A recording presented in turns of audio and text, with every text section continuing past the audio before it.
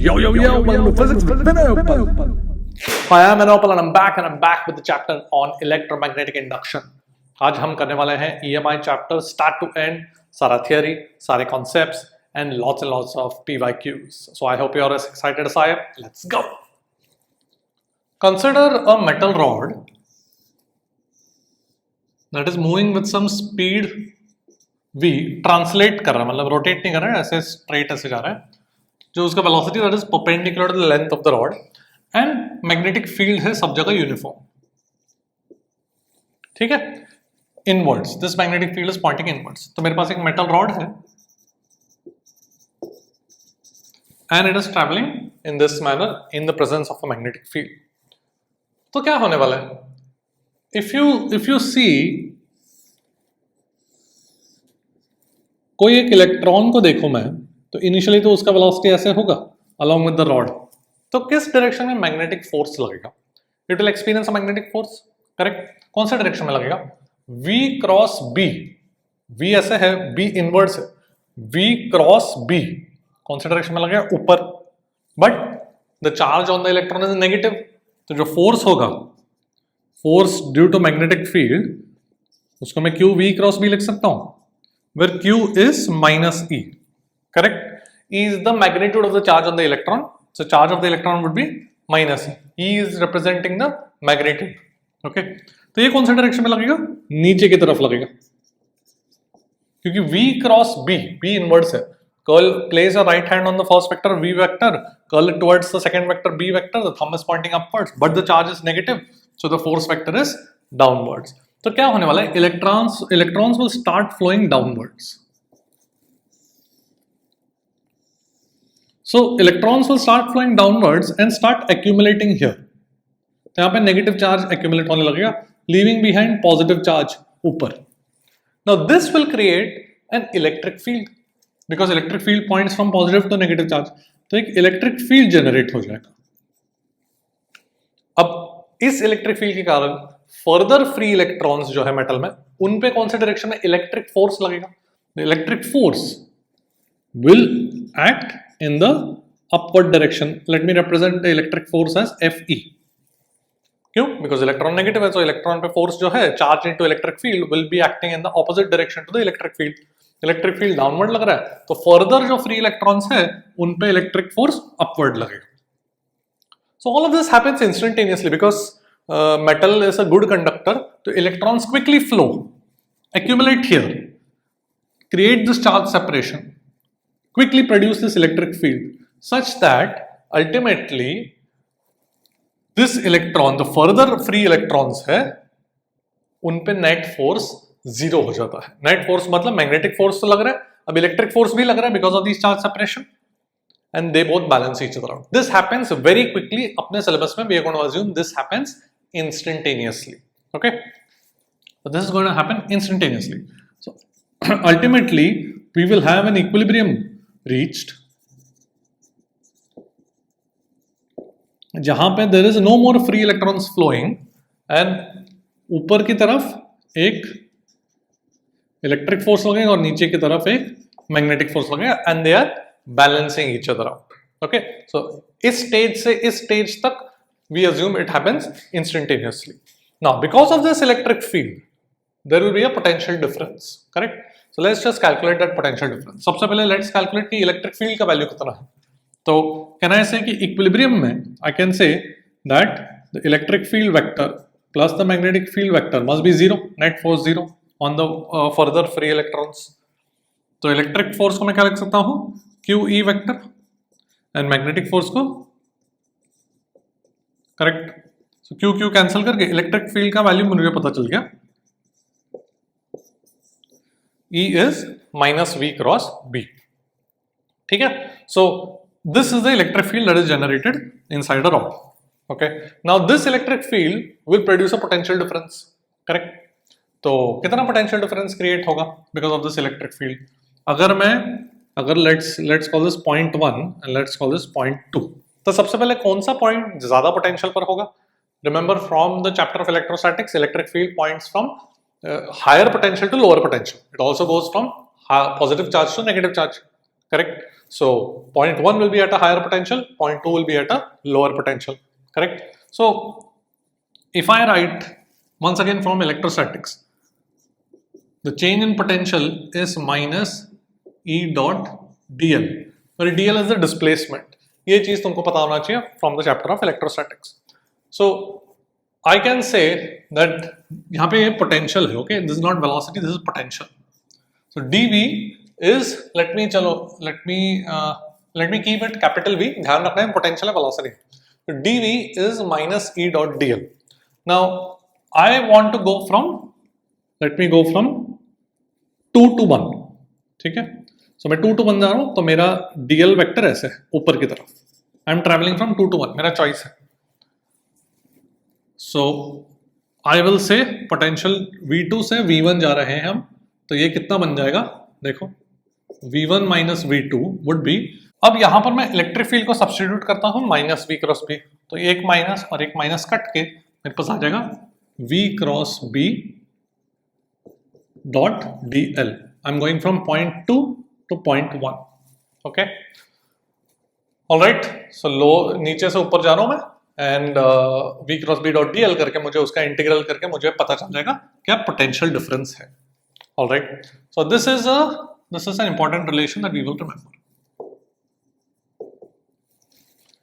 Okay, यहां पर how to remember कि कौन से डायरेक्शन में मैं जा रहा हूं, 2 to 1. Basically it's in the direction of V cross B. V cross B कौन से डायरेक्शन में था? V cross B was upwards, right? upwards direction में V क्रॉस B था, तो उस डायरेक्शन में आई एम ट्रैवलिंग. ओके, अच्छा, now let us look at the specific case on how to evaluate this integral when the magnetic field is uniform. All right, तो पहले वो देख लेते हैं.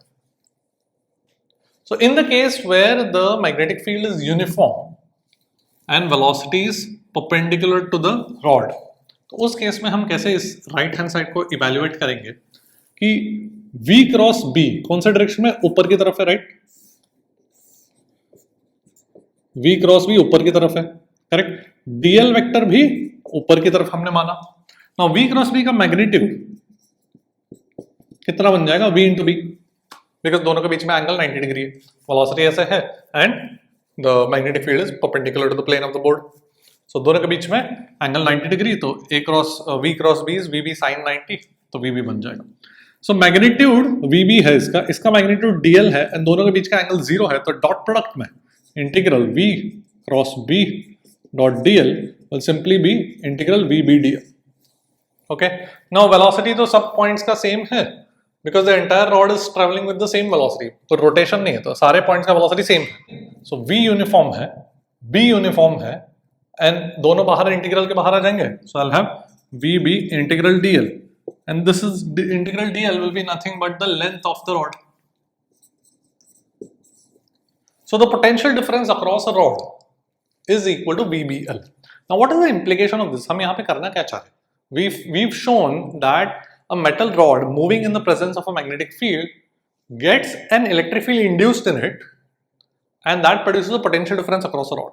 So we can treat a moving rod in a magnetic field with velocity V and length L.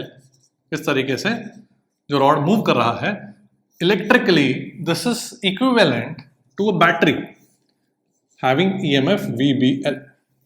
सोचो, because what is happening कि एक rod ऐसे मूव कर रहा है तो उसके अक्रॉस एक पोटेंशियल डिफरेंस जनरेट हो गया, करेक्ट? सो अगर पोटेंशियल डिफरेंस जनरेट हो गया, I can treat it as a battery, क्योंकि बैटरी के अक्रॉस भी ऐसा पोटेंशियल डिफरेंस होता है, उसको हम EMF बोलते हैं. EMF का वैल्यू कितना? VBL आता है, ये हम याद रखेंगे. Okay,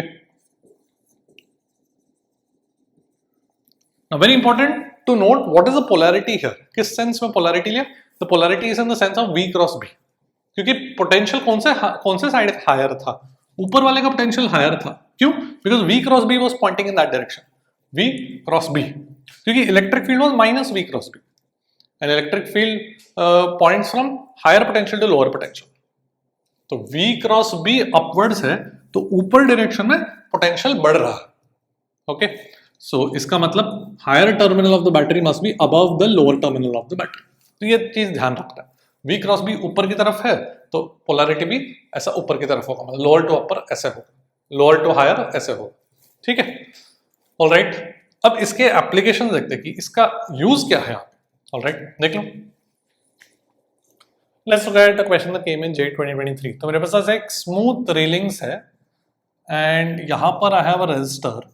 These are conducting railings. Railings मतलब just thin rods. And I have a rod here that can slide on this railing. ठीक है, everywhere I have uniform magnetic field 0.15 Tesla. तो पूछा गया था force required to pull the rod, the external force that we need to apply on the rod to pull it with a constant velocity of 4 meter per second is how much? ये पूछा गया। तो ऐसे questions में हमेशा दो equation अपने को लिखने होते हैं। सबसे पहले तो a moving rod in a magnetic field can be treated as a battery, correct? A moving rod in a magnetic field can be treated as a battery. कितना हो जाएगा उसका EMF हमने देख लिया VBL, राइट? कौन से डायरेक्शन में था? I know electric field was minus V cross B. So V cross B is upwards, right? And therefore अगर V cross B is upwards तो E vector would be downwards. मतलब electric field goes from higher potential to lower potential. ये भी मुझे पता है। तो higher वाला higher point of the rod, upper point of the rod will be at the higher voltage, मतलब higher terminal. तो इस polarity का EMF बनेगा, ठीक है। Now you draw the circuit diagram by replacing this by a rod. तो कितना है इसका EMF? VBL, मतलब कितना 4 into 0.15 into 1 meter, ठीक है। तो ये बन जाएगा 0.6 volts एंड रेजिस्टेंस कितना दिया? 5 ohms। तो कितना करंट जाएगा? करंट कितना जाएगा? EMF divide by resistance, right? ये तो स्टैंडर्ड है। तो 0.6 डिवाइड बाय 5 एम्पियर जाएगा, करेक्ट। अच्छा, फिर ये जो करंट है, अब मुझे एक्सटर्नल फोर्स क्यों लगाना पड़ेगा? बिकॉज ये जो करंट जा रहा है इस तरीके से, इस पे एक मैग्नेटिक फोर्स लगेगा। कितना फोर्स लगता है मुझे पता है, IL cross B। So this rod is carrying a current I, the magnetic field is inwards, L vector will be in the direction of current, the force is IL cross B, so L vector cross B कौन सा direction में लगेगा? Left में लगेगा, right? Right hand on the first vector which is L vector, cross rotated towards the second vector which is magnetic field inwards, so IL cross B is towards the left.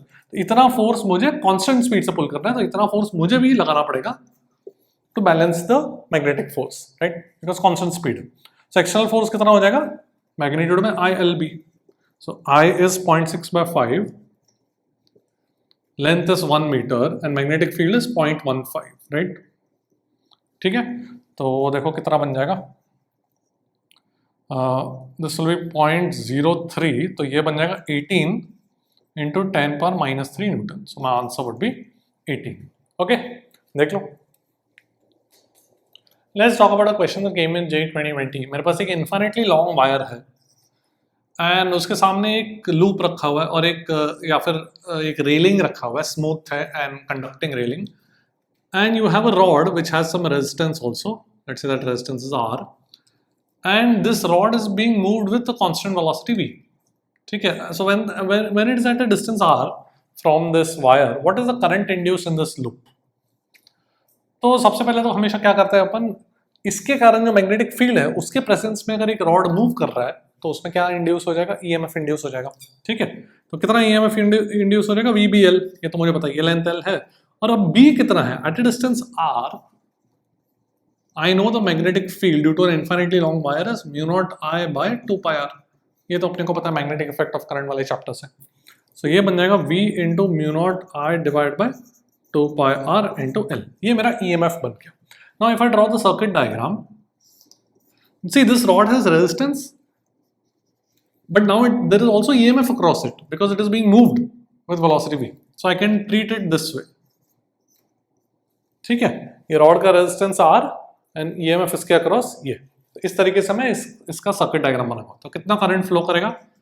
EMF divide by resistance.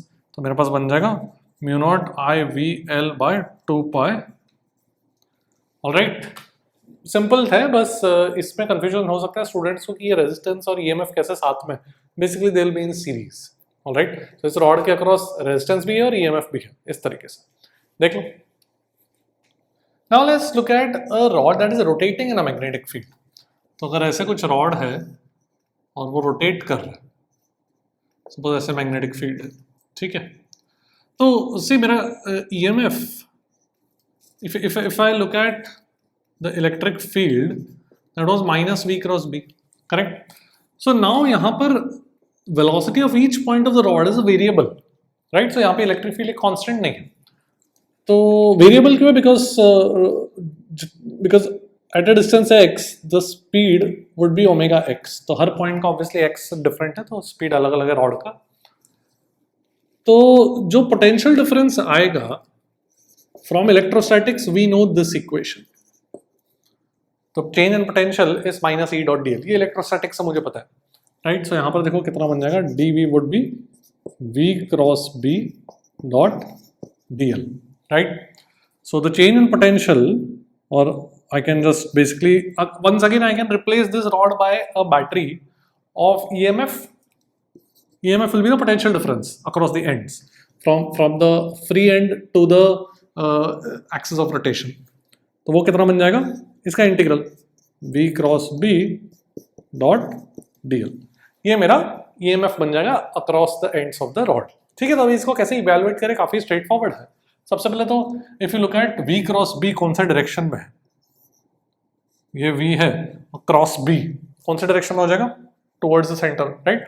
First vector along velocity, then call it towards the magnetic field which is inwards, v cross b is towards the hinge, तो v cross b ऐसा है, right?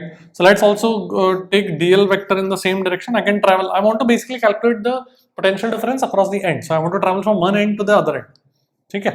So अच्छा, v cross b का magnitude जो है वो क्या होगा, v into b, because v and b तो perpendicular है, right? So the rod is rotating in the plane of the board and the magnetic field is perpendicular to the plane of the board, so velocity and magnetic field have 90 degrees, cross product में इसका magnitude v into b आ जाएगा, and now v cross b and dl are parallel, तो v b dl ऐसे बन जाएगा, ठीक है?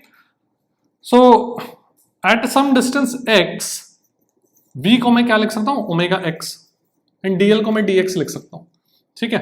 So technically अगर देखा जाए तो I am measuring dl in this direction, so I should write dl is minus dx, as I go from right to left x will decrease, ठीक है? So I'm going to write dl as minus dx, and limits I'm going from right to left, so limits of x will be from L to 0, correct?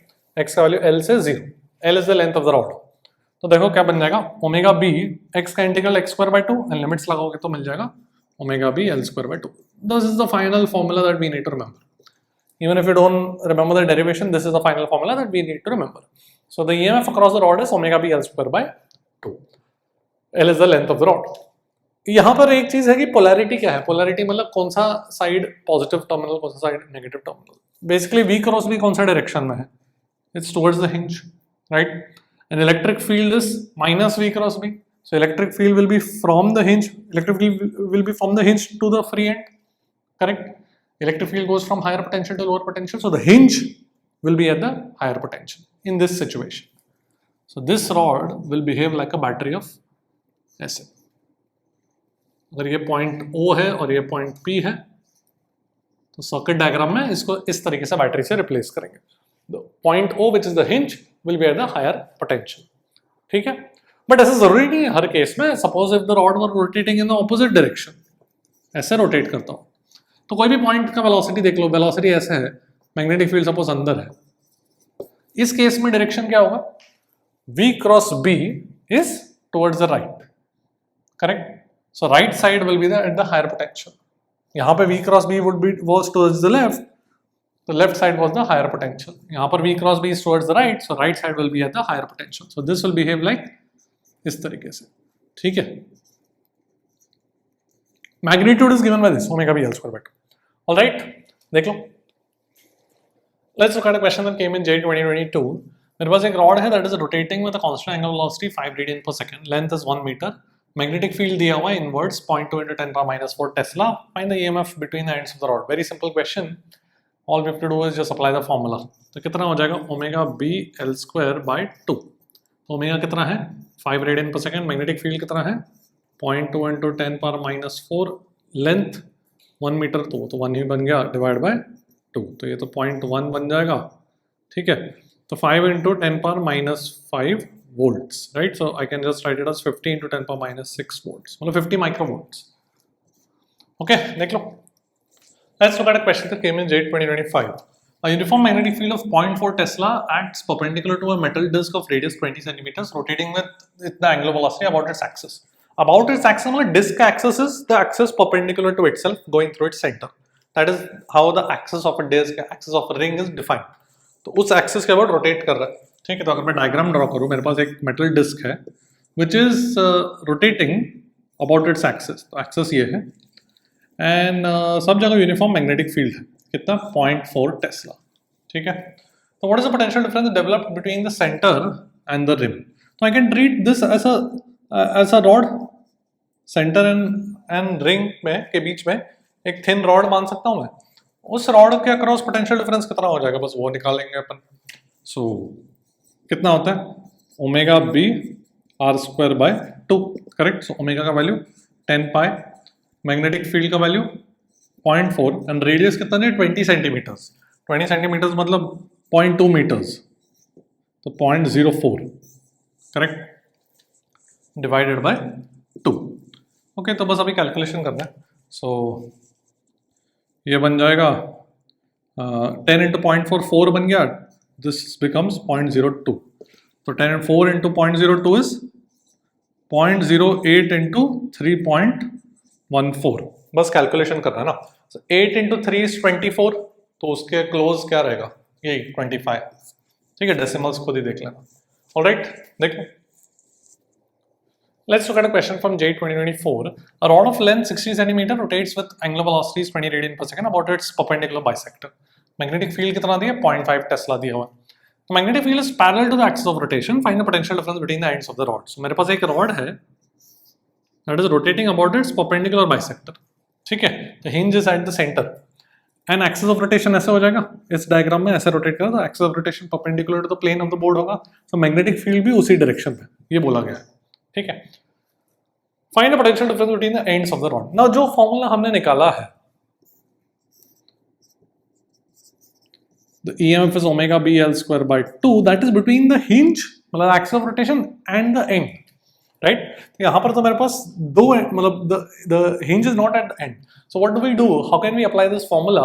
Is by treating this rod as two separate ones. तो इसको L treat करता हूँ, मतलब यहाँ पे L मेरा 30 centimetre हो गया. तो एक रॉड अलग से ट्रीट करता हूँ. ठीक है, तो let's call this point P, let's call this point Q.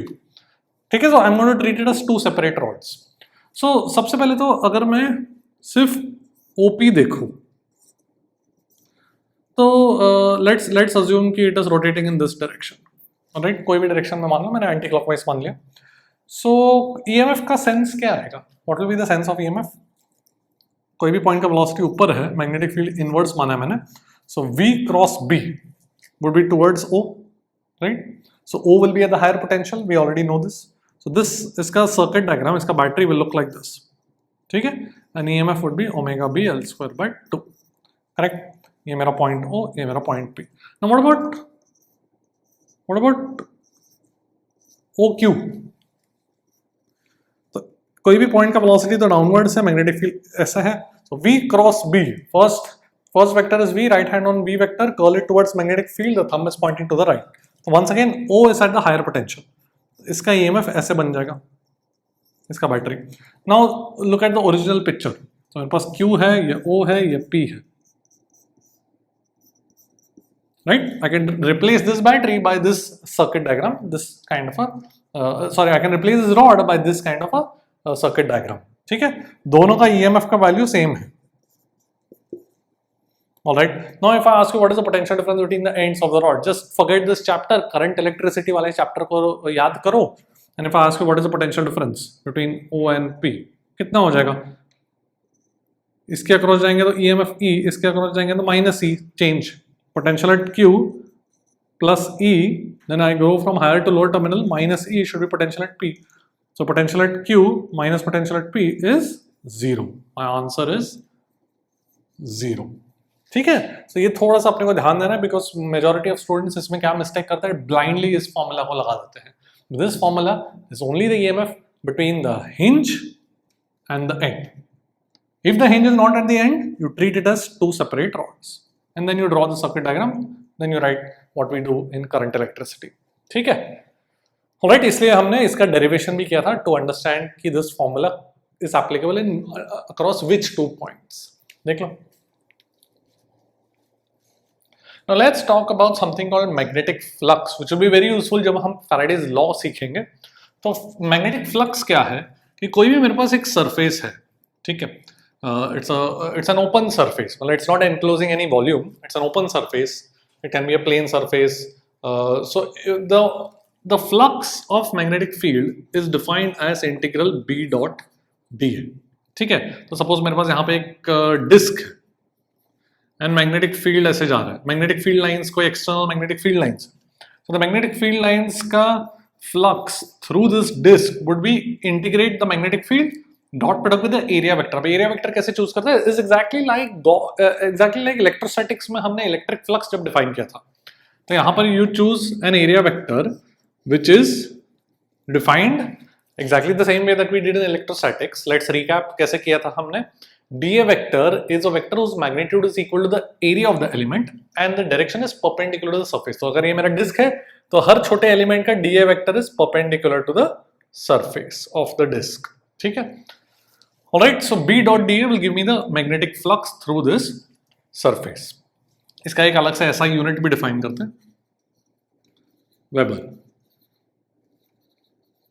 ठीक है, 1 weber would be equal to 1 tesla metre square, correct, because magnetic field into area. तो कभी कभार मैग्नेटिक फील्ड का भी units weber per metre square के करके लिखा जाता है, because 1 weber per metre square is nothing but 1 Tesla.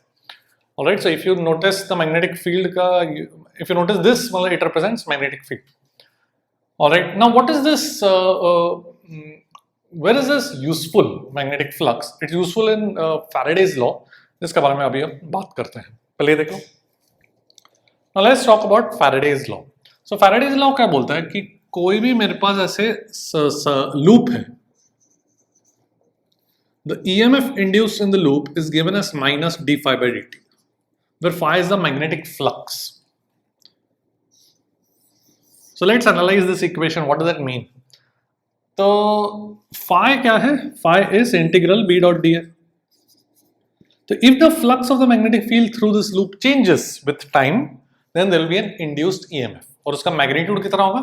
The EMF का magnitude would be equal to d phi by dt का magnitude. And the negative sign tells us the sense of EMF. Let's just quickly look at what this means. कि suppose मेरे पास ऐसा कुछ magnetic field है inwards इस loop में, ठीक है. And let's say magnetic field increases with time. All right. So just take example ले रहा हूँ. सब जगह magnetic field है. Let's say magnetic field is increasing with time. All right. So let me take. See, I can take my area vector in 2 choices. अगर मेरे पास एक plane loop है तो उसके दो possible directions of area vector, ऐसे या फिर ऐसे, right? So generally we will take the area vector so that flux is positive, just for convenience. So let me take इस लूप का एरिया वेक्टर इनवर्ड्स. ठीक है, चलेगा. एरिया वेक्टर को भी मैंने इनवर्ड्स मान लिया है.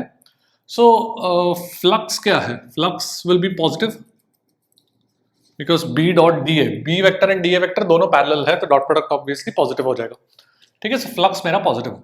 अब मैग्नेटिक फील्ड टाइम के साथ इंक्रीज कर रहा है, मतलब फ्लक्स भी इंक्रीज कर रहा है, right. And if flux is increasing with time, इसका मतलब flux is changing with time, then EMF का magnitude would be given as d phi by dt. All right. Now the negative sign tells us the sense in which the polarity of the EMF is. मतलब क्या कि हमने area vector को, मेरा choice था area vector को मैंने inwards मान लिया, right. So then if you take a right hand, make the thumb point inwards, your fingers will curl in the clockwise sense. तो इसका मतलब you have taken the clockwise sense as positive. ठीक है, तुमने area vector inverse लिया तो thumb inverse करो right hand का, the fingers will curl in the clockwise sense. So clockwise sense is positive. What does this mean? Clockwise sense is positive and I am getting phi is positive, EMF का magnitude is d phi by dt, but EMF is negative from the Faraday's law because of this negative sign, because d phi by dt तो positive है इस particular equation में, इस particular example में, because phi increase कर रहा है. इसका मतलब तुमने क्लॉकवाइज सेंस पॉजिटिव लिया, तुमको EMF नेगेटिव मिला, मतलब the EMF is induced in the anti-clockwise sense.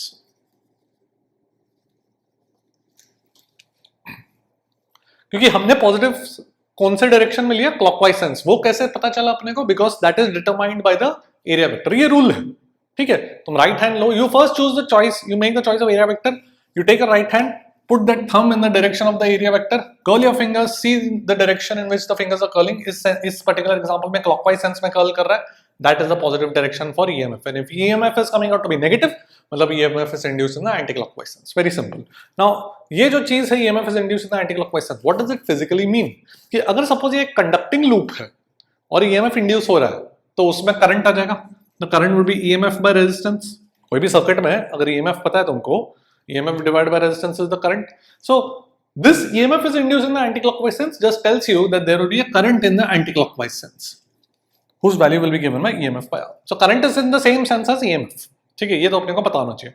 जिस सेंस में EMF है उस सेंस में अपना करंट इंड्यूस होगा, ठीक है। So a changing magnetic flux will induce an EMF which will then produce current in that loop, अगर if that loop is conducting। तो लूप का जो भी रेजिस्टेंस है, EMF divided by resistance will give you the current. So this negative sign tells you the direction of the induced current, ठीक है, which is in the anti-clockwise sense. Now ये सब जो मैंने explain किया, there is another way of looking at it through Lenz's law. So Lenz's law क्या बोलता है कि the induced EMF, which is this, इसको induced EMF बोलते हैं, opposes the change in flux. What does this mean physically? कि इस particular example को अगर मैं देखूं तो मैग्नेटिक फील्ड लाइंस अंदर की तरफ है, तो मैंने एरिया वेक्टर अंदर पॉजिटिव मान लिया, तो फ्लक्स पॉजिटिव हो गया। So flux is increasing, right, because magnetic field मैंने इंक्रीजिंग विद टाइम एग्जांपल लिया, so flux is increasing, that is the change in flux inwards is positive, मतलब इनवर्ड्स मैग्नेटिक फील्ड लाइंस का flux बढ़ रहा है। इसका मतलब EMF will be induced to oppose that. So EMF will be induced in the anti clockwise sense कि तुम्हारा thumb will point in the outwards. The magnetic field अंदर की तरफ बढ़ रहा है. So Lenz's law states that ये जो induced EMF है, it will induce a current which will produce its own magnetic field. But that magnetic field will try to oppose the change in flux. मतलब it will try to decrease the flux because flux बढ़ रहा है, external flux बढ़ रहा है, तो खुद का जो मैग्नेटिक फील्ड, जो खुद का करंट है, उसका जो खुद का मैग्नेटिक फील्ड है, that will try to oppose that change, मतलब it will try to decrease the magnetic field. So therefore this current has to go in the anti clockwise sense so that उसका खुद का magnetic field will be opposing the increasing magnetic external magnetic field, ठीक है। अब ये शायद एकदम confusing लग रहा है, तो we'll look at couple more examples, तो बहुत एकदम कंफर्टेबल हो जाओगे तुम। Let's just look at a couple more examples, ठीक है, देख लो। Let's look at another example. कि मेरे पास ऐसा एक लूप है एंड मैग्नेटिक फील्ड अभी इनवर्ड्स है and let's say magnetic field is decreasing. तो मुझे निकालना है इंड्यूस्ड ईएमएफ या इंड्यूस्ड करंट कौन से सेंस में होगा, ठीक है। सो अगर मैग्नेटिक फील्ड डिक्रीज कर रहा है यहाँ पर, ऑलराइट, सो सपोज मैंने एरिया वेक्टर इनवर्ड्स मान लिया, this is my choice, area vector का चॉइस मैंने इनवर्ड्स मान लिया, so flux is again positive, B dot dA is positive because B and dA are in the same sense, ठीक है। Now magnetic field is decreasing, so flux will decrease, so d phi by dt is negative, correct। So अब induced EMF का sense देखने का दो तरीके मैंने बताया, एक तो डायरेक्ट वो मैथमेटिकल इक्वेशन से देखेंगे या तो लेंज़स लॉ से, choose whatever you are comfortable with. I will show you both methods in this example. ये d phi by dt यहाँ पर नेगेटिव है, तो EMF जो था, जो minus d phi by dt, मतलब EMF पॉजिटिव हो गया। अब इसका मतलब क्या physically, what does it mean कि मैंने इनवर्ड्स, मेरा एरिया वेक्टर मैंने इनवर्ड्स पॉजिटिव, इनवर्ड्स मैंने चूज किया एरिया वेक्टर। इसका मतलब you place a thumb inwards, curl your fingers, they are curling in the clockwise sense, so therefore clockwise sense is positive for the EMF, clockwise is positive for the EMF, that is what this rule is कि right hand rule मतलब you place your right hand along the area vector, curl your fingers, right hand fingers कौन से direction में curl कर रहे हैं, clockwise, so that is positive for EMF and mathematically I'm getting EMF is positive, इसका मतलब EMF is induced in the clockwise sense, simple, ठीक है। तो करंट भी अगर इंड्यूस होगा, इस कंडक्टिंग लूप होगा, तो current will be induced in the clockwise sense, बहुत ही simple. The other way is to look at Lenz's law. Lenz's law से कैसे करेंगे अपन कि अंदर की तरफ मैग्नेटिक फील्ड कम हो रहा है, so the current has to be induced in order to oppose this change. Oppose मतलब अंदर की तरफ अगर मैग्नेटिक फील्ड कम हो रहा है तो current will be induced in order to restore that magnetic field, तो current will try to increase the magnetic field. ठीक है, अगर एक्सटर्नल फील्ड कम हो रहा है तो current will try to change that, it will try to increase it. अगर एक्सटर्नल मैग्नेटिक फील्ड बढ़ रहा है तो current will try to decrease it, like the previous example. इस पर्टिकुलर एग्जांपल में एक्सटर्नल मैग्नेटिक फील्ड कम हो रहा है, so current induced in this loop will try to increase it. तो कौन से डायरेक्शन में, मतलब current has to produce magnetic field in the same direction, inverse. So inverse current, inverse magnetic field मतलब current has to be in the clockwise sense. Okay, so choose whatever you're comfortable. This is a more mathematical approach. ये थोड़ा सा physically visualize करके करते हैं. All right, okay, all right, देख लो. Now you might wonder, हमने already एक EMF के लिए पूरा calculation किया था, VBL, V cross B dot DL, वो सब किया था. How is that EMF related to what we just saw in Faraday's law? Are they two related? Yes, they are. So अगर मैं I go back to this simple example कि मेरे पास एक रेजिस्टेंस है, स्मूथ रेलिंग है, एक rod है, ठीक है, एंड लेट्स से कुछ वेलोसिटी v से जा रहा है. ऑलराइट, यहाँ पे सब जगह एक्सटर्नल मैग्नेटिक फील्ड है. Okay, let's apply Faraday's law here and let's see what happens. Everything is conducting, मतलब everything is resistanceless except this one resistance. ठीक है, सो लेट्स से कि ये लेंथ l है एंड ये x लेंथ. ठीक है, तो अगर मैं ये लूप कंसिडर करूं तो इसका एरिया कितना हो जाएगा, L into x. Right, let me take इसका area vector as inverse. Choice, मेरा चॉइस है, एरिया वेक्टर इसका इनवर्स है, मैग्नेटिक फील्ड भी इनवर्स है, तो फ्लक्स पॉजिटिव हो जाएगा. अब सब जगह मैग्नेटिक फील्ड यूनिफॉर्म है, सो यूनिफॉर्म मैग्नेटिक फील्ड अगर है तो उसका फ्लक्स के लिए इंटीग्रल B डॉट डी ए में B बाहर आ जाएगा बिकॉज B यूनिफॉर्म है, तो integral D A will simply become the total area vector. In this case, B and A are both parallel, so simply B into A बन जाएगा. तो कितना बन जाएगा, B into L into X. Correct. अब Faraday's law क्या बोलता है कि EMF is minus d phi by dt. सबसे पहले मैंने एरिया वेक्टर इनवर्स मान लिया, मतलब I have chosen clockwise as positive for EMF. Correct. Okay, so देखो कितना बन जाएगा, minus d phi by d करूंगा, so minus B L d x by D t. What is d x by D t? D x by D T is nothing but velocity, and therefore I get EMF as minus B L V. Clockwise is positive, the negative sign just tells me that it is in the anti clockwise sense. So anti clockwise sense में EMF is induced और उसका magnitude कितना है, B L V. This is exactly what we found from basics. Right, इस rod में EMF BLV induce होता है, ये तो मुझे पता ही है, and therefore the induced current would be EMF divided by resistance. Is exactly जो हमने ऑलरेडी, हमको पता है, ये चीज हमने ऑलरेडी किया है. So what is the relation, like why did we even study Faraday's law जबकि हमने को ऑलरेडी ये पता है BLV वगैरह. सो फैराडेज लॉ और इस जो हमने किया था उसमें क्या फर्क है कि दिस इज फिजिक्स से हमने ये डिराइव किया था पहले, V cross B dot DL, where BL ये जो EMF है, we know it exists across the moving rod. Faraday's law, however, will not tell you किस दो पॉइंट के across EMF है. It will just tell you कि पूरे loop में EMF कितना है. Exactly किधर वो EMF located है वो नहीं बताएगा. ठीक है, so Faraday's law is actually an observation. And this BLV जो हमने कैलकुलेट किया था पहले, that was actually using physics. कि वो इलेक्ट्रिक फील्ड कैलकुलेट किया था, उसका पोटेंशियल डिफरेंस वगैरह. ठीक है, so Faraday's law is more generalised because Faraday's law just states कि फ्लक्स अगर चेंज हुआ तो ईएमएफ आ जाएगा, और फ्लक्स चेंज होने के लिए यहां पर तो एरिया चेंज हो रहा था, but later on we will see कि मैग्नेटिक फील्ड भी चेंज हो सकता है, उसके कारण भी फ्लक्स चेंज हो सकता है, तो उसका मैथमेटिकल कैलकुलेशन, उसका physics reason will be different compared to what we saw here. Alright, so Faraday's law includes all possible cases of producing EMF, whether magnetic field changes, whether area changes, or whether even the angle between them changes. Dot product है ना. So whatever changes the flux, magnetic field, Faraday's law will include it. ठीक है. Alright, so basically ये जो BLV था, that is, so you can say it is one special case of Faraday's law. So in my opinion, अगर जब तुम question solve कर रहे हो तो अगर rod move हो रहा है, एक ही रॉड अगर मूव हो रहा है, that is just easy to use कि रॉड के अक्रॉस VBL है, बैटरी से रिप्लेस करो एंड करंट कैलकुलेट करो. ठीक है।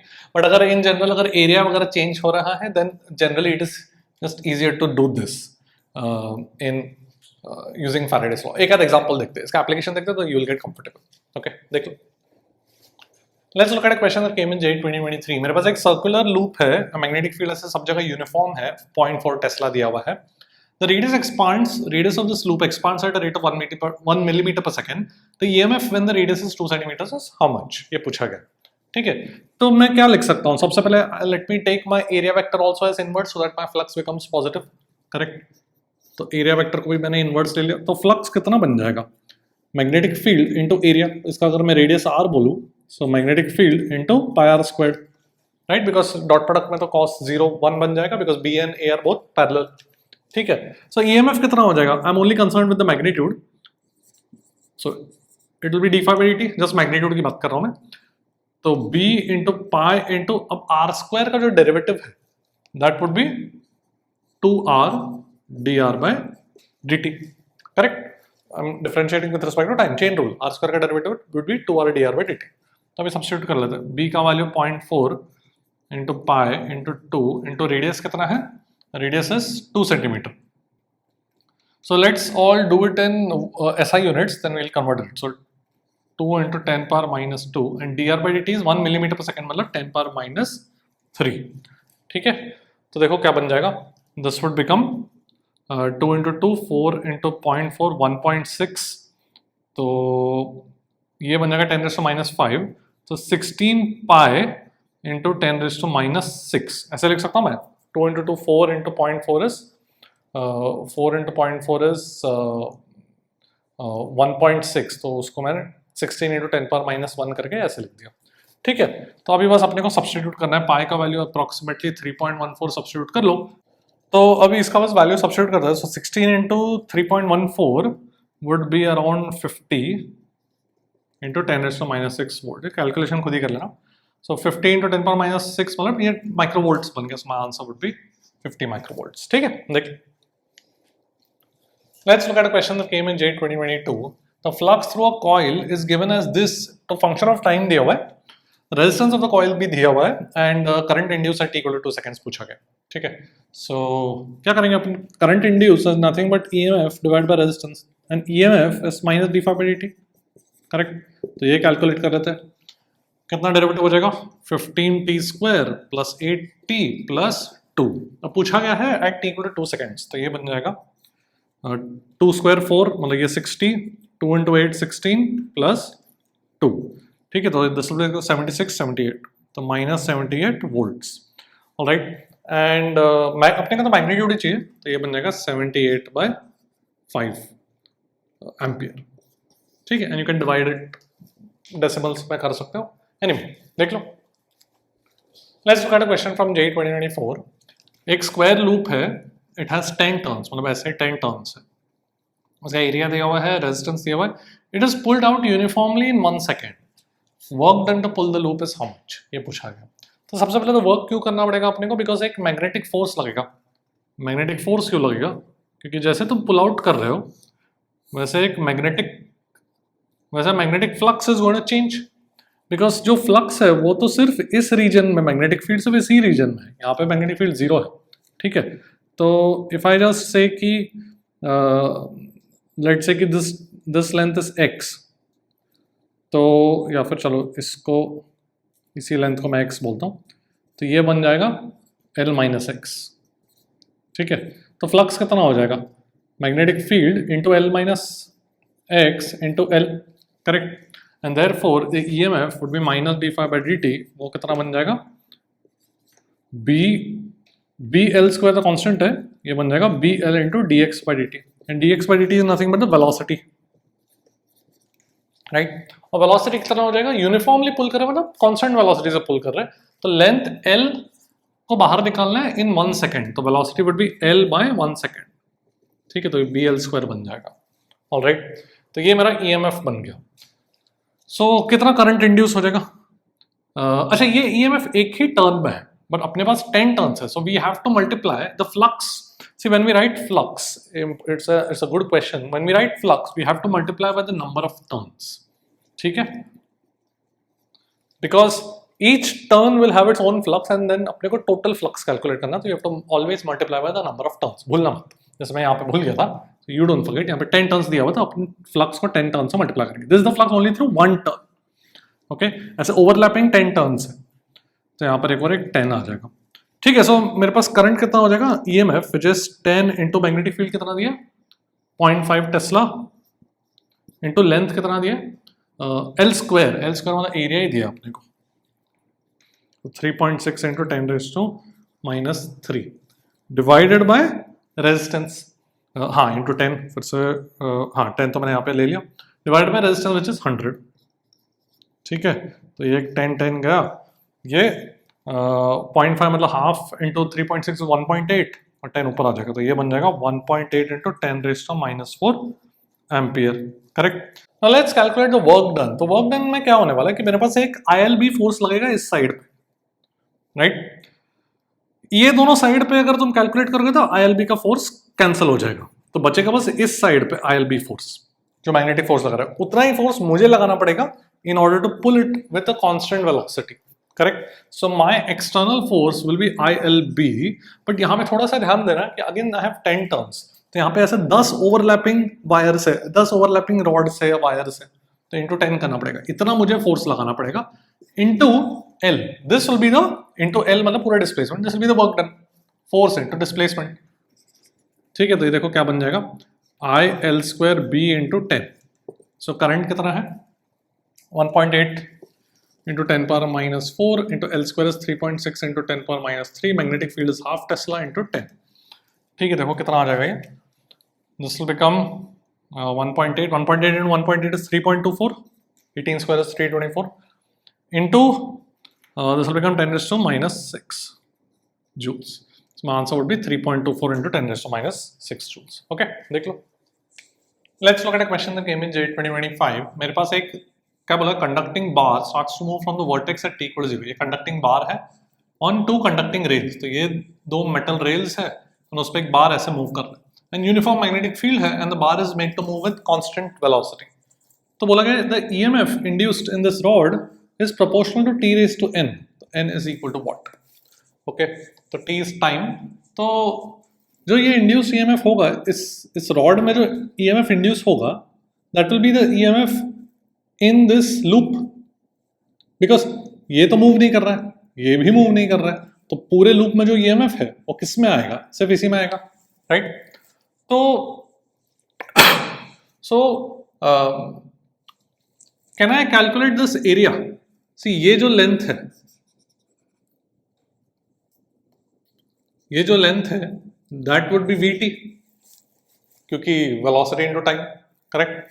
एंड अगर ये मैं एंगल थीटा बोलूं तो ये लेंथ कितना बन जाएगा, VT tan theta, correct. So area कितना बन जाएगा, half base into height, so base is 2VT tan theta into height is VT, ठीक है। So area is proportional to t squared, we only care about the proportionality, t into t। सो flux will also be proportional to t square because flux is equal to magnetic field into area, correct। और flux proportional to t square है तो EMF is proportional to इसका derivative d phi by dt which is 2t, मतलब proportional to t, so n का value 1, okay। देख लो, अब suppose मेरे पास एक curve है जिसके along मुझे EMF निकालना है, for example suppose मेरे पास एक semi circle है, ठीक है। Let's say this is 0.1 and 0.2 and the semicircle is traveling with some velocity v in this manner and magnetic field ऐसा है, मुझे इसके along EMF निकालना है, ठीक है। तो what I can do is I can use a very clever method by connecting point 1 and 2, actual में नहीं है वहां पर वायर, मैं पॉइंट्स 1 and 2 कनेक्ट करता हूँ, तो सब जगह यूनिफॉर्म मैग्नेटिक फील्ड है। अगर मैं इस पूरे लूप को देखूं तो उसमें तो फ्लक्स कांस्टेंट है, करेक्ट। अगर फ्लक्स कांस्टेंट है तो EMF कितना है उस पूरे लूप में, 0, करेक्ट। इसका मतलब कि जो पोटेंशियल डिफरेंस इस पाथ के अलोंग आ रहा है वही पोटेंशियल डिफरेंस इस पाथ के अलोंग आएगा, क्यों, because potential difference is independent of path taken, right. So 2 से 1 जाऊंगा कर्व के अलॉन्ग कि स्ट्रेट लाइन के अलॉन्ग? दोनों के अलॉन्ग पोटेंशियल डिफरेंस सेम आएगा, सो दोनों के अलॉन्ग ईएमएफ सेम आएगा। So then I can just use, अगर इसका रेडियस आर है, सपोज ये रेडियस कुछ आर है, तो ये लेंथ 2r बन जाएगा। अगर if I had a rod of length 2r travelling with velocity v, उसके अलॉन्ग ईएमएफ कितना लिख सकता हूं मैं? v b into length. तो यही ईएमएफ इस कर्व के अलॉन्ग भी होगा। Alright, so it's a nice question, a nice method rather to cleverly create a closed loop and then realize कि जो भी EMF टू जो कर्व के अलॉन्ग है वही EMF उस स्ट्रेट लाइन के अलॉन्ग भी होगा। ओके, मतलब अगर मैं इसका सर्किट डायग्राम बनाऊं इस क्लोज लूप का, तो दैट विल बिकम ऐसे, सेम EMF दोनों में। ओके, तो ये कर्व के अलॉन्ग एक EMF है, ये स्ट्रेट लाइन के अलॉन्ग EMF है। And of course the net EMF as you travel from, if you travel from let's say point 1 to 2 this way and then again 2 to 1, then net EMF कितना हो जाएगा? 0 as expected. All right, देख लो। Let's look at a question that came in J 2025. मेरे पास ऐसे एक metal wire frame है A B C D E and इस पूरे फ्रेम को 10 सेंटीमीटर पर सेकंड से मूव किया जा रहा है in the presence of a magnetic field, uniform magnetic field जिसका वैल्यू 1/√2 टेस्ला दिया है। पूछा गया है EMF between the points A and E. तो now it's very simple, I know कि if I connect A and E, तो इसमें तो कोई नेट ईएमएफ 0 हो जाएगा बिकॉज इसमें टोटल फ्लक्स कांस्टेंट बन जाएगा। सो ए से बी से सी से, ये सी है, सी से ई, डी से ई तक जो मैं इस पाथ के अलॉन्ग ईएमएफ लूंगा वही इस पाथ के अलॉन्ग ईएमएफ आ जाएगा स्ट्रेट। तो इसका लेंथ कितना? How much is this length? This is 45 degrees, ये 90 है तो 45, ये 10 है तो this will be 10/√2। Similarly this will also be 10/√2। So this entire length would be 10√2 centimetre, correct, इसका डबल। ऑलराइट, तो हो गया। वेलोसिटी कितना है? VBL करना है ना, तो वेलोसिटी कितना है? 10 सेंटीमीटर पर सेकेंड, मतलब सब SI यूनिट्स में करता हूं मैं। सो 0.1 इंटू मैग्नेटिक फील्ड कितना है? 1/√2 एंड लेंथ कितना है? 10√2 सेंटीमीटर। सो अगेन 0.1 इंटू √2, तो √2 cancel, this will become 1/10 1/10 1/100 volts. So this will become 10 millivolt. देख लो। Now let's look at कि suppose एक coil है, let's say you have n turns and that is rotating with some angular velocity omega and मेरे पास ऐसे magnetic field है, तो इसमें EMF induce होगा क्या? So what happens is if I write the flux, uniform magnetic field है, तो see this is my coil, इसका एरिया वेक्टर अगर मैं इनवर्ड्स लूँ इनिशियली तो वो रोटेट करेगा, कितना एंगल रोटेट करेगा टाइम टी में? Omega T. Now magnetic field is inwards which was the original direction of area vector. Now area vector rotates in time t by omega t. Now what is the angle between the magnetic field and the rotated area vector? Omega t, correct? So I can write b dot area vector, because b is uniform तो b dot a बन गया, would be ba cos omega t. ba cos theta, theta is the angle which is omega t.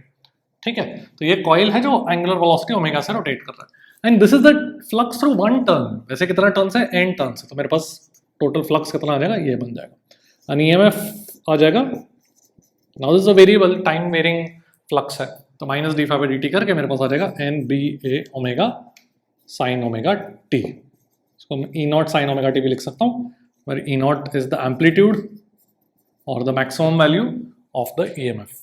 ठीक है, so this is actually the foundation of the AC generator. AC मतलब alternating current या alternating EMF. Alternating मतलब जिसका sign change होता रहता है। तो ये जो ईएमएफ है E naught sine omega t, this is a sinusoidal voltage supply, ऐसा बोल सकते हैं कि इसका जो पोलैरिटी है या साइन है वो पीरियडिकली चेंज हो रहा है, पॉजिटिव नेगेटिव पॉजिटिव नेगेटिव। ठीक है, so this is basically what we will encounter in the alternating currents chapter. देख लो, let's look at a question that came in J 2024. A coil of 200 turns and area 0.2 meter squared is rotated at half revolution per second in a uniform magnetic field which is perpendicular to the axis of rotation. मतलब मेरे पास ऐसा coil है, उसका अगर axis of rotation ऐसे है तो magnetic field इस तरीके से। ठीक है, तो मेरा magnetic field का वैल्यू कितना है? 0.01 टेस्ला। तो इसमें ईएमएफ इंड्यूस कितना होगा वो तो मुझे पता ही है, N A B omega sine omega T, right. तो मैक्सिमम वैल्यू कितना हो जाएगा, एन ए बी ओमेगा, तो इसका वैल्यू पूछा गया अपने को।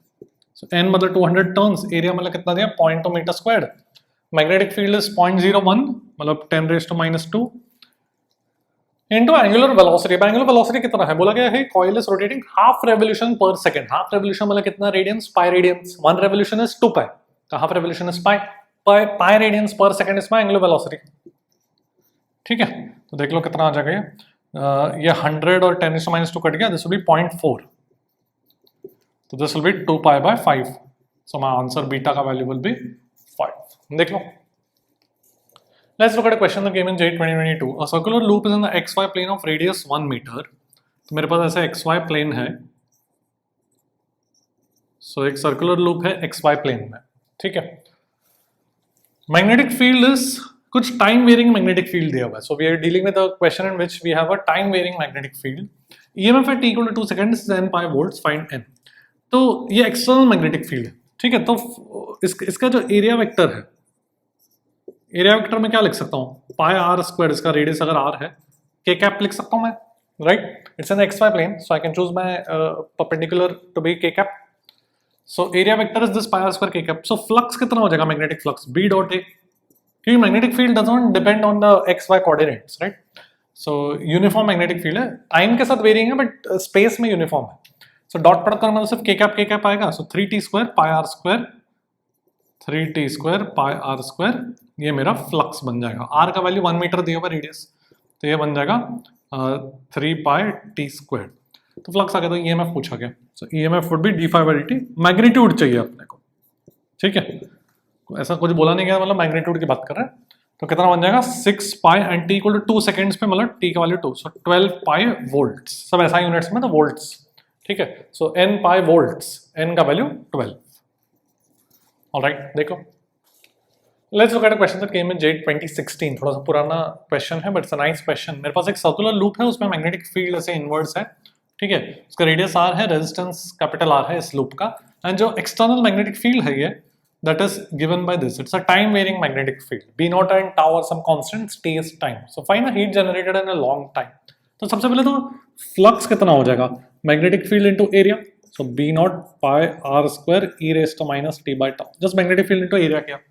सो ईएमएफ कितना हो जाएगा, d∅dt, जस्ट मैग्नीट्यूड की बात कर रहा हूं मैं, ठीक है। सो इसका मैग्नीट्यूड कितना हो जाएगा,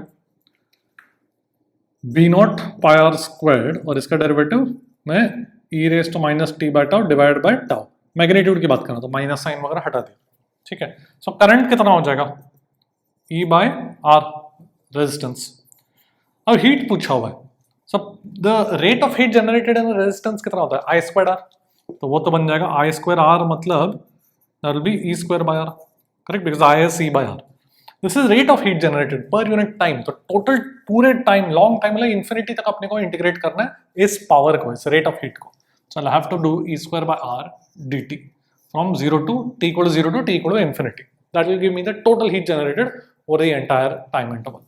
ठीक है, so that's why it's a good question. That's why I selected this question for our lecture. तो EMF का वैल्यू कितना है, ये चीज तो देखो, b naught square pi square r raise to 4 by tau square, एक r नीचे आ जाएगा, into e raise to minus 2t by tau, correct, square किया ना, फ्रॉम 0 टू इन्फिनिटी। तो सिंपल इंटीग्रेशन है, b naught square pi square r raise to 4, and I think तुम options हाँ, तो you can eliminate from options also most likely, but anyway we will just do the integration, it's pretty straightforward. इसका integral क्या बन जाएगा, e raise to minus 2t by tau, you have to divide by coefficient of t, right? तो minus 2 by tau from 0 to infinity, ठीक है। तो tau by 2 ऊपर आ जाएगा, तो एक tau कट गया। So I'll have b naught square pi square r raised to 4 divided by 2r tau, and t equal to 0 डालूंगा तो 1 बन जाएगा, इन्फिनिटी डालूंगा तो e raised to minus infinity 0 बन जाएगा, तो उसका लिमिट्स 1 बचेगा। So this will be your answer, ठीक है। लिमिट्स तो खुद लगा सकते हो। Alright, so it's a nice question, देख लो। Let's look at a question from JEE 2024. A square loop of 10 centimeters and resistance 0.7 ohm is placed vertically in east-west plane. ठीक है, इसका मतलब क्या कि मेरे पास ऐसे एक स्क्वायर लूप है, ये एक्स एक्सिस है, ये वेस्ट और ये east, alright, and vertical plane में। फिर magnetic field of magnitude 0.2 tesla is in the north east direction. तो नॉर्थ इनवर्ड्स होगा, साउथ ऐसे होगा, है ना। आई होप तुमको नॉर्थ साउथ ईस्ट वेस्ट पता है। काफी स्टूडेंट्स को थोड़ा सा कंफ्यूजन होता है कि ईस्ट वेस्ट नॉर्थ ऊपर स्काई में बताता है, साउथ नीचे ग्राउंड में। ऐसा नहीं है, north south east west is all in the horizontal plane, ठीक है। तो ये मेरा वर्टिकल प्लेन है, let's call the vertical axis as y axis, and जो जेड एक्सिस है, so inwards would be my north and this would be my south, ठीक है। So north south east west is all in the horizontal plane. वो थोड़ा तुमको basic north south east west पता होना चाहिए। ऑलराइट, सो मैग्नेटिक फील्ड कौन सा डायरेक्शन में? The magnetic field is 0.2 tesla in the north east direction. तो अगर मैं मैग्नेटिक फील्ड वेक्टर लिखूं तो 0.2 in the north east direction मतलब 45 degrees in the XZ plane, XZ plane, ठीक है। सो उसका नॉर्थ कंपोनेंट कितना हो जाएगा? cos 45 and x component cos 45। So let me write it this way, 1/√2 I cap minus 1/√2 K cap। Alright, XZ plane में है तो मैग्नेटिक फील्ड का Z component will be negative, मतलब नॉर्थ के along, north is the negative Z axis, right, and cos 45 will be the x component, ठीक है। And इसका area vector, अगर मैं इसका एरिया वेक्टर इनवर्ड्स लूं तो वो बन जाएगा 10 सेंटीमीटर साइड लेंथ है ना, तो 1/100 मीटर स्क्वायर्ड, ऐसा यूनिट्स में कर रहा हूं, माइनस के कैप। देखो सही लिख रहा हूं, -1/100 के cap, correct, because area vector मैंने इनवर्स लिया तो माइनस के कैप के अलॉन्ग है area vector, and side is 1/10 centimetre, तो area would be 1/100 metre square, ठीक है। ऑलराइट, तो क्या पूछा गया? Average EMF is how much? Average EMF का मतलब क्या है? Average EMF is just the total change in flux divided by the time taken, ठीक है। एंड इट्स अंडरस्टूड कि मैग्नीट्यूड पूछा गया, so we are only concerned with the magnitude. तो total change in flux, initial flux कितना है? B dot ए करके देख लेते हैं। बी डॉट ए में ओनली के कैप डॉट के कैप आ जाएगा, तो कितना आ जाएगा? 0.2 को मैं 2/10 लिख लेता हूं, सो 2/10 इंटू 100 तो 2/1000 डिवाइडेड बाय √2, तो एक ऊपर √2 आ जाएगा, ठीक है। सब ऐसा यूनिट्स में, ऑलराइट। एंड फाइनल फ्लक्स कितना है? 0, क्योंकि magnetic field decrease to 0, final magnetic field ही नहीं तो फ्लक्स भी नहीं होगा। सो ये बन जाएगा change in flux would be √2 into 10⁻³ divided by magnitude लिख रहा हूं, divided by time taken is 1 second, तो यही मेरा ईएमएफ हो जाएगा। So my answer would be √2, मतलब एक्स का वैल्यू वुड बी 2, ठीक है। तो बस थोड़ा सा अपने को केयरफुली ये north south east waste draw करके वेक्टर्स थोड़ा सा करके, बाकी स्ट्रेट फॉरवर्ड देख लो। Now one thing we should know is if magnetic field is a function of time, तो एक electric field gets induced। इसका मतलब क्या कि सपोज मेरे पास ऐसे एक रीजन है जहां पे एक मैग्नेटिक फील्ड है, ठीक है, and I want to find the I want to find the EMF if magnetic field is a function of time. So let's say at a distance r I consider a circle. Suppose I ask you इस imaginary circle में EMF कितना होगा, तो क्या करेंगे EMF के लिए? EMF के लिए अपन क्या करेंगे? इस रीजन में I will calculate the flux, कितना बन जाएगा? B into pi r squared, correct. Magnetic field is uniform everywhere but it is only function of time, ठीक है। And then EMF would be, magnitude लिख रहा हूं अभी, dB/dt into pi r squared, correct. Magnetic field is a function of time, तो इस region में R reason के अंदर में क्या करूंगा? फ्लक्स कैलकुलेट करूंगा एंड उसका रेट ऑफ चेंज कैलकुलेट करके मुझे EMF आ जाएगा। अब ये EMF जो है वो कौन प्रोड्यूस करता होगा? कोई electric field. So what happens is it turns out that in our universe a changing magnetic field induces an electric field, and that electric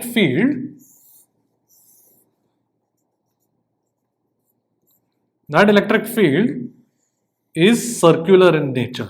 ये अपन फैक्चुअली याद रखेंगे, ठीक है। ये एक्चुअली उतना ज्यादा क्वेश्चन इस पे नहीं पूछा जाता, लास्ट फ्यू इयर्स में तो नहीं पूछा गया है, बट बहुत पहले 10 साल पहले एक क्वेश्चन पूछा था, तो that's why I am just showing you this concept. So just remember it as a fact कि the electric field induced is it is circular in nature, right. This concept is very important for JEE advance, but mains level के लिए it's not that high weightage, but फिर भी एक आध question अगर आ गया तो बहुत फॉर्मूला बेस्ड आएगा, तो यू शुड नो। राइट, सो ये जो सर्कल है Let's call this capital R. So magnetic field is everywhere present inside capital R.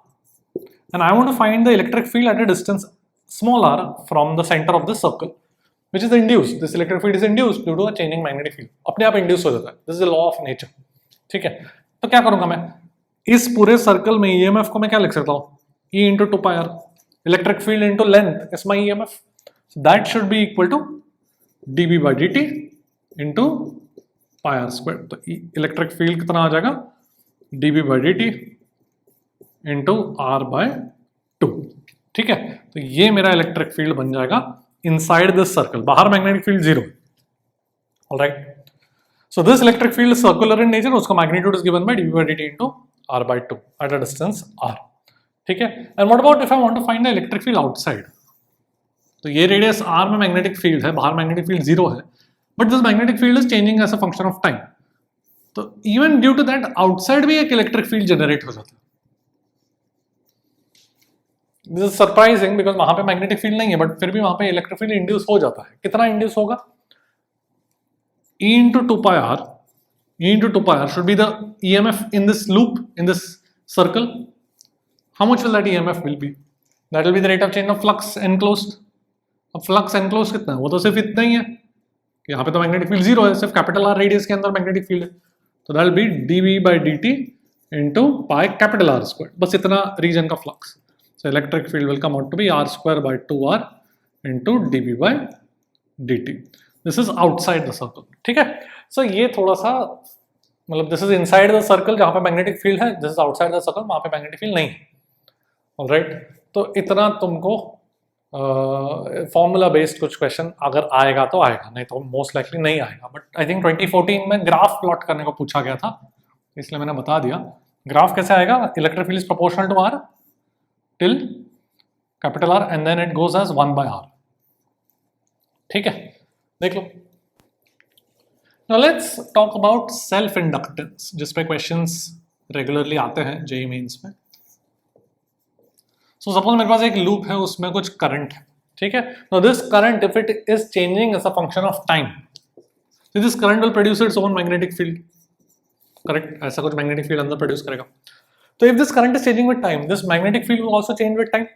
Correct. So if this magnetic field changes with time, there will be an EMF generated because flux will change. Faraday's law. Correct. So ये जो flux है, that is proportional to the magnetic field. The magnetic field is produced by this current. So magnetic field is itself proportional to current.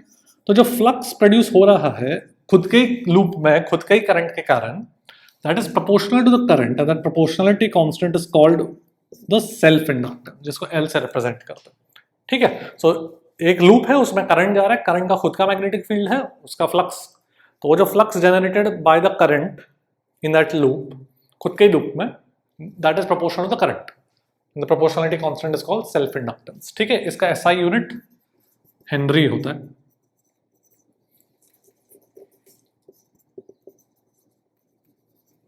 H से represent करेंगे. Alright, so the EMF generated in the loop due to the changing current would be minus d phi by dt, which will be minus L di by dt.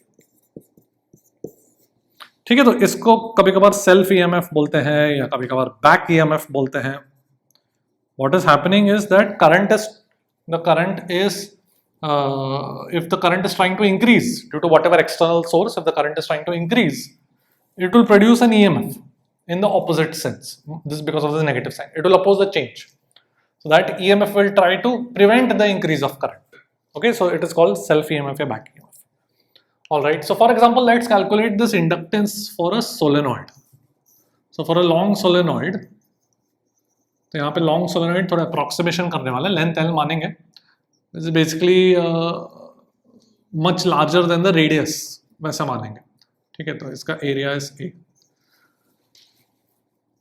And I have n turns per unit length. Okay, so long solenoid में magnetic field कितना होता था? We have seen this in magnetic effect of current. You should know this formula, which is mu naught n I. Correct. So let's calculate the self inductance. What do we need? We need the flux. तो flux in one turn, एक turn में flux कितना हो जाएगा? Magnetic field into area. So mu naught n I into area. Correct. But remember flux में we always have to multiply by the total number of turns. तो सिर्फ एक turn के थ्रू मैग्नेटिक फील्ड नहीं जा रहा है, देयर आर मल्टीपल टर्न्स। तो पूरा टोटल सोलेनॉइड का टोटल फ्लक्स कितना हो जाएगा इनटू नंबर ऑफ टर्न्स। अब नंबर ऑफ टर्न्स कितना हो जाएगा, पर यूनिट लेंथ n है तो l लेंथ में कितना number of turns n × l, तो ये बन जाएगा mu naught n square l a times i, and this proportionality is called is my self inductance for a solenoid. We will try to remember this mu naught n square l a, अगर just direct formula based आ गया तो कर सकते, ठीक है। देख लो, now let's talk about an inductor. So an inductor is represented by this, generally एक solenoid की तरह होगा practically. What is an inductor? It is an inductor in which basically has inductance, जैसे resistor है, capacitor है, वैसे मेरे पास अभी एक inductor है, it has some inductance. Self inductance को generally सिर्फ inductance ही बोलते हैं, ठीक है। Now if I go from point A to point B, current ऐसे जा रहा है, जैसे मेरे पास resistor था, so I can say the voltage at A minus voltage at B would be IR. The voltage drops by IR. ये तो मुझे पता है, करेक्ट। वैसे ही यहाँ पर would be L di by dt because EMF is minus L di by dt, right? So voltage will drop by how much amount? L di by dt in the direction of current. ठीक है। So consider a circuit which has resistance and inductance. तो ये मेरे पास battery है, ये resistance है, ये inductance है, एंड मेरे पास स्विच है, उस स्विच को क्लोज करता है। t = 0 पर जो करंट है वो 0 है, and I want to find the current as a function of time. So this is called an RL circuit when resistance and inductance are in series connected to a battery, then you close the switch and I want to find कि कितना current as a function of time जाएगा, ठीक है। तो मैं I can just write loop law. What was loop law? You go across each element and you write the change in voltage, and ultimately you come back to the same point and the voltage change will be 0. तो इसके across lower terminal से higher terminal जाऊंगा तो EMF E से बढ़ेगा, फिर इसके across अगर मैं जाऊंगा तो it will drop by IR। Drop मतलब the change in voltage will be negative, मतलब VB minus VA is the change in voltage, that will be minus IR. VB minus VA would be minus LDI by dt, ठीक है। So I'm going in the direction of current, the voltage will drop by IR, and इसके across it will drop by LDI by dt, ठीक है। But then you are back at the same point. This is all equipotential. So this the change in voltage would be 0. ये जो equation मैंने अभी लिखा है loop law use करके, इसमें थोड़ा सा और सटलिटी है। सटलिटी मतलब थोड़ा सा और इन डेप्थ कॉन्सेप्चुअल चीजें हैं जो जेईई मेंस के लिए रिक्वायर्ड नहीं, ठीक है। एग्जैक्टली कैसे ये लूप लॉ यहाँ पे लिख सकते हैं हम, is it even valid here, उसका वैलिडिटी वगैरह, तो उसके बारे में थोड़ा मतलब generally I talk about that when we discuss when I teach JEE advanced level stuff. For JEE Mains this equation is good enough, okay. तो आगे बढ़ते हैं अभी।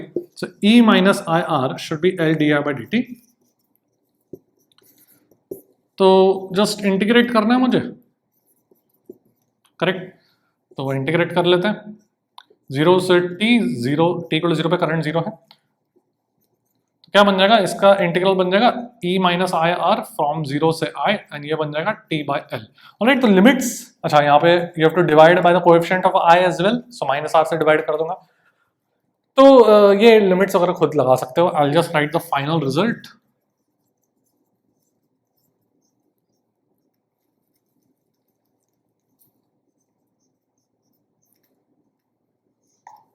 So current is E by R into 1 minus e raised to minus RT by L। यहाँ पर L by R को time constant भी बोला जाता है, टाउ से रिप्रेजेंट करते हैं। So I can also write current as E by R into 1 minus e raised to minus t by tau, ठीक है। If I want to plot the graph, तो ग्राफ कैसे जाएगा, t = 0 पे करंट 0 है, t टेंडिंग टू इंफिनिटी पे current कितना है, t टेंडिंग टू इंफिनिटी पे जरा करंट देखो कितना है, limits of e raised to minus t by tau, t tending to infinity will become 0, तो बचेगा E by R। तो करंट ऐसे जाके eventually it will reach the value of E by R। Alright, so this E by R is called the steady state current. Steady state मतलब the current has reached that value after a long time, ठीक है। So ये मेरा current as a function of time हो गया। This is what we are going to remember, alright. देख लो, let's look at RLDK। RLDK मतलब कि मेरे पास कुछ करंट ऑलरेडी है, लेट्स से कुछ t = 0 पे current is I0, and then you close the switch here, ठीक है, तो करंट कैसे चेंज होगा? So it turns out current will decrease, इसलिए उसको डीके बोलते हैं। डीके मतलब करंट कम होते जाएगा। एग्जैक्टली कितना होगा, कैसे होगा, वो देखते हैं। यहाँ पे कोई बैटरी नहीं, ठीक है। So can I just write loop law again?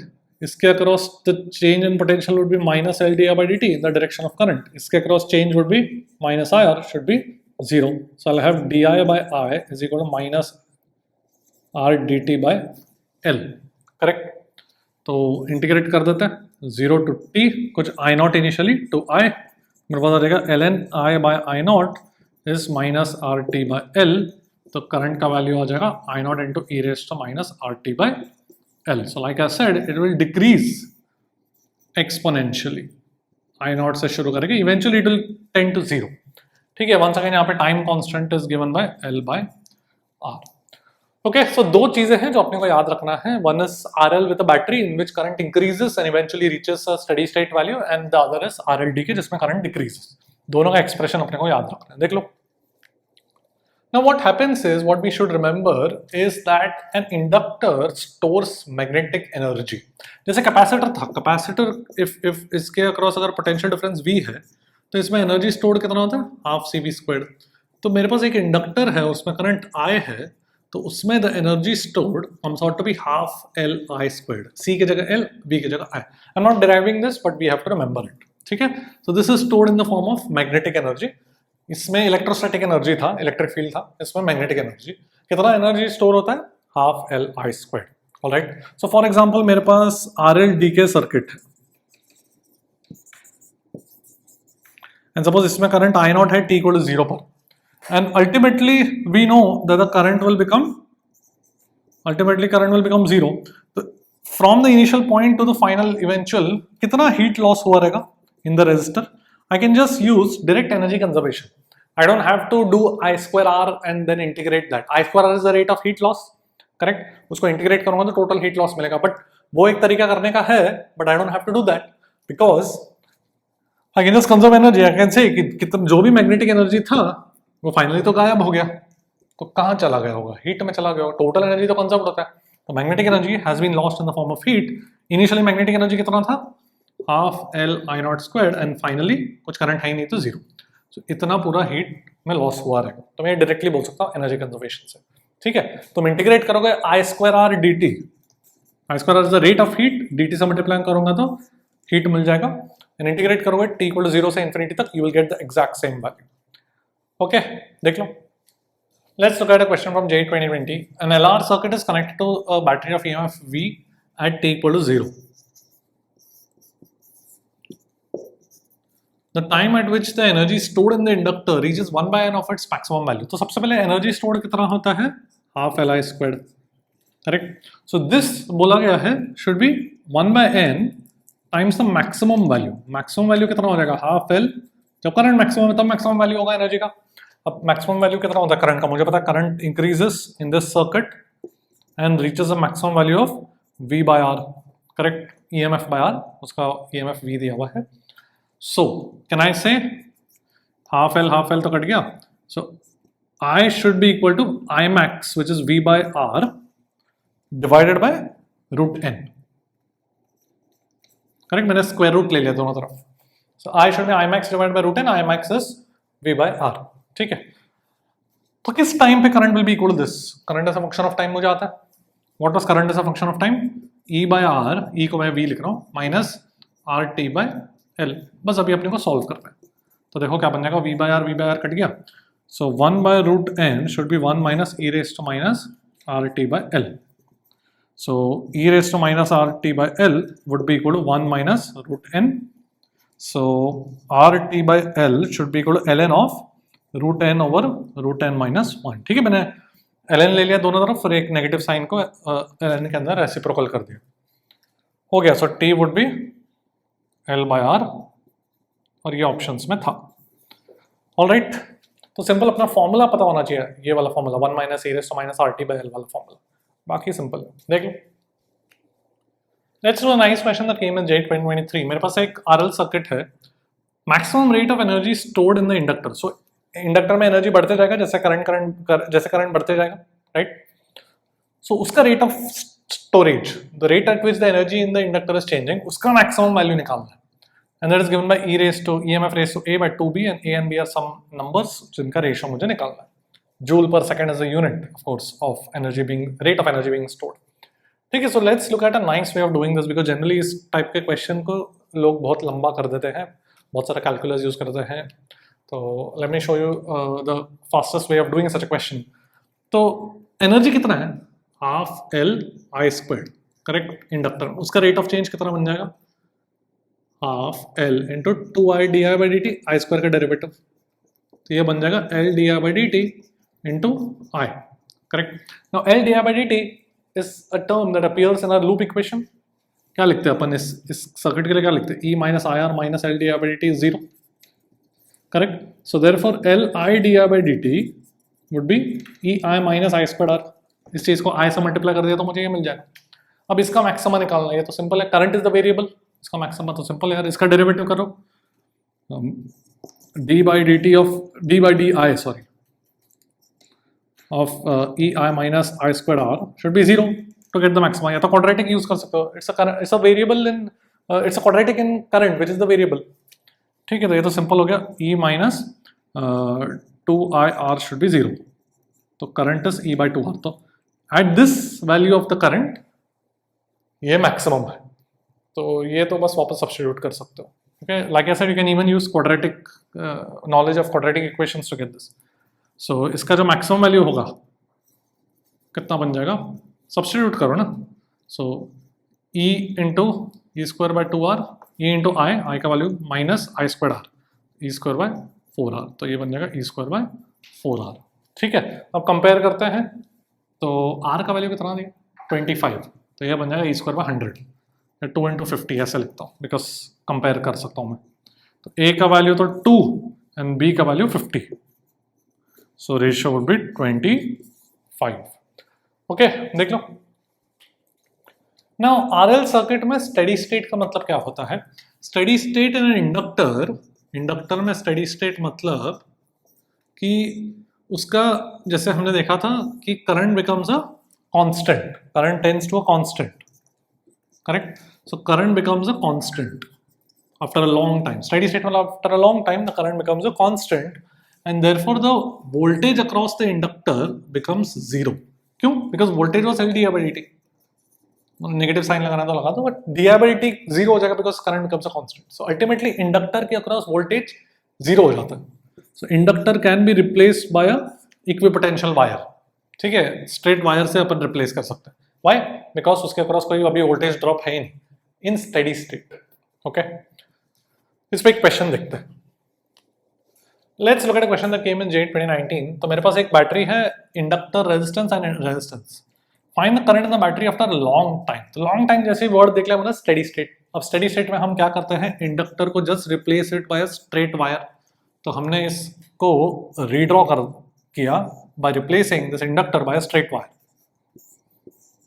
That's it. Now it's a question of current electricity, very simple question. If I ask you current for the battery, ये तो कर लोगे यार. इसके अक्रॉस 15 वोल्ट है, तो इसमें 3 एम्पियर जाएगा, ओम्स लॉ 15 बाय 5. सिमिलरली इसमें भी 3 एम्पियर, तो टोटल कितना निकलेगा बैटरी से, 6 ampere. That's your answer.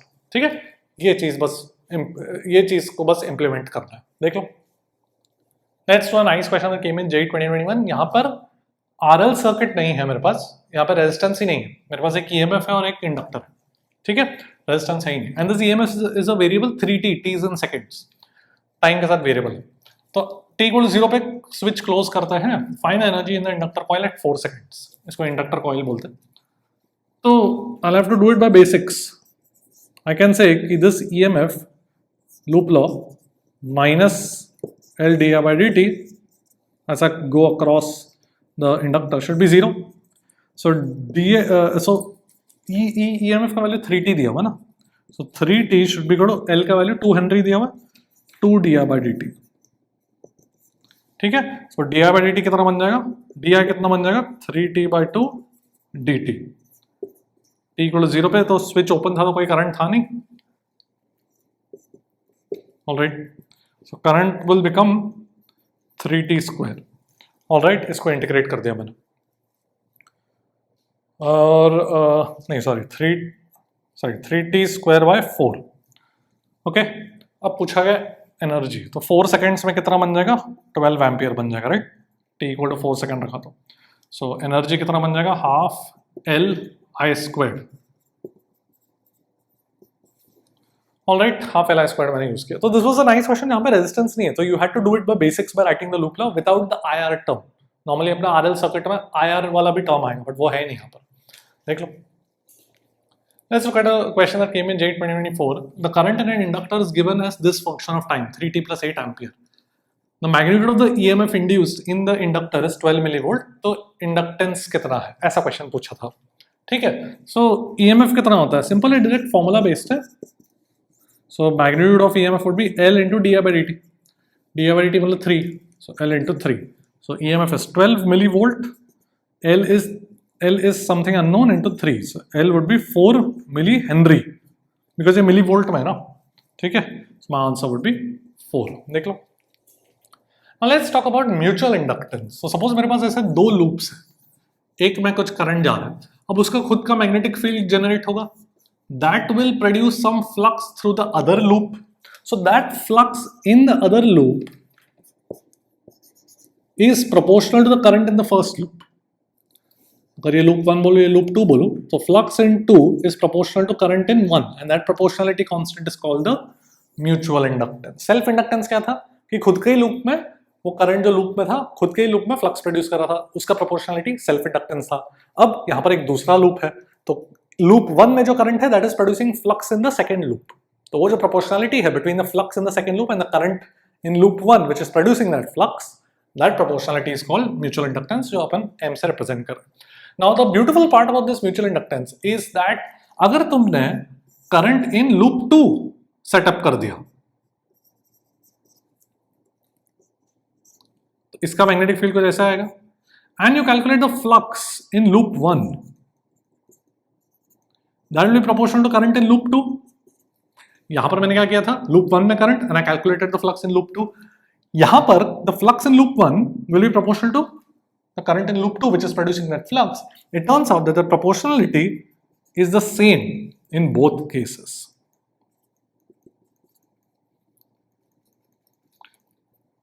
Whether you set up the current in loop 1 and calculate the flux in 2, or you do the vice versa, set up the current in loop 2 and calculate the flux in 1, दोनों situation में the proportionality is going to be the same. ठीक है, so that is called mutual inductance. इसका मैं proof नहीं दे रहा हूँ, but ये अपने को factually याद रखना है। ठीक है, so let's look at a simple example where they can ask you to calculate the mutual inductance. कि suppose मेरे पास एक सोलेनॉइड है, वहाँ पर एक सर्कुलर लूप रखा है, तो लॉन्ग सोलेनॉइड है, let's say circular loop of radius r। ठीक है, एंड सोलेनॉइड में कुछ करंट आ जा रहा है, नंबर ऑफ टर्न्स पर यूनिट लेंथ n है। Let's calculate the mutual inductance. So it will be easy to calculate the mutual inductance if we set up the current in the solenoid. Technically we can set up the current in any loop, right. तो यहाँ पर मेरे पास 2 चीजें हैं, solenoid और एक circular loop inside the solenoid, both are coaxial, मतलब दोनों का एक्सेस सेम है। So it is easier to set up the current in solenoid. It's our choice. Why? Because long solenoid का फील्ड मुझे पता है, तो मैंने सोलेनॉइड में करंट सेटअप कर दिया, तो फील्ड कितना बन जाएगा, μ0n है। तो flux in this loop, let's call solenoid 1 and let's call this circular loop 2, तो flux in 2 would be the field into pi r²। It's proportional to I, and therefore that proportionality is my mutual inductance। ठीक है, देख लो। Let's look at a nice question that came in JEE 2024। मेरे पास ऐसे 2 circular loops है, एक बहुत छोटा है और एक बड़ा है, मतलब B is much larger than A and their centers are coinciding and I want to find the mutual inductance between them। Okay, so it's my choice कि किस लूप में मैं करंट सेटअप करूं, करेक्ट। सो किस लूप में मैं current setup करूं, it will be useful if I setup the current in the larger loop. Why, इसका रीजन देखते हैं। सबसे पहले तो सेंटर पे मैग्नेटिक फील्ड कितना होता है, we know this from the chapter of magnetic effect of current which is μ0I by twice of the radius which is B, correct। Now because this is very small, I can take this magnetic field approximately the same over this entire region of the smaller circular loop। क्या approximation किया मैंने, ये जो magnetic field centre पर है due to the bigger loop, उसी को मैंने अप्रोक्सीमेटली मान लिया कि यूनिफॉर्म है ओवर द स्मॉल लूप, तो उस पे the flux in the small loop कितना हो जाएगा, the magnetic field into the area which is pi a squared, and now it's proportional to the current. Therefore my mutual inductance would be the proportionality. ठीक है? Alright, so now you understand why we set up the current in the larger loop, because I can do this approximation. If I had set up the current in the smaller loop, छोटे loop में अगर मैंने current setup किया तो मुझे field तो पता ही नहीं ना कहीं और, यहाँ पे सब जगह फ्लक्स कैलकुलेट करने के लिए पता ही नहीं मुझे field, right? I only know the field at the center of a circular ring, right? So that is why I set it up in the larger ring. ठीक है, देख लो. Let's look at a question that came in JEE 2025. Consider two coils having currents I1, I2. L1, L2 are the self inductances and M is the mutual inductance. मतलब ऐसा कुछ मेरे पास दो coils है, let's say coil 1, coil 2, and दोनों में कुछ current I1, I2 जा रहा है. Alright, what is the induced EMF in coil 1? Okay, तो coil 1 में पहले फ्लक्स कितना होगा? तो यहाँ पर खुद का करंट के कारण भी फ्लक्स होगा एंड दूसरे कॉइल के करंट के कारण भी फ्लक्स होगा, right? So the total flux in coil 1 would be, खुद के कारण कितना बन जाएगा? L1 I1, correct, self flux, plus दूसरे के कारण M into I2. This will be the flux in coil 1. बस अभी इसको डिफरेंशिएट करके EMF निकालना है, simple. EMF would be minus d phi 1 by dt, तो minus L1 di1 by dt minus M di2 by dt. देख लो ये, okay, देख लो. That's it for today. आज हमने पूरा EMI चैप्टर कर लिया है, स्टार्ट टू एंड, सारा थियरी, सारे concepts and lots of PYQs at the JEE mains level. बस अभी तुम्हें खुद से लास्ट फ्यू इयर्स के PYQs खुद से कर लेना, and I'm very confident कि मेजॉरिटी हो जाएंगे. So I'll see you in the next chapter and I'll see you by the top.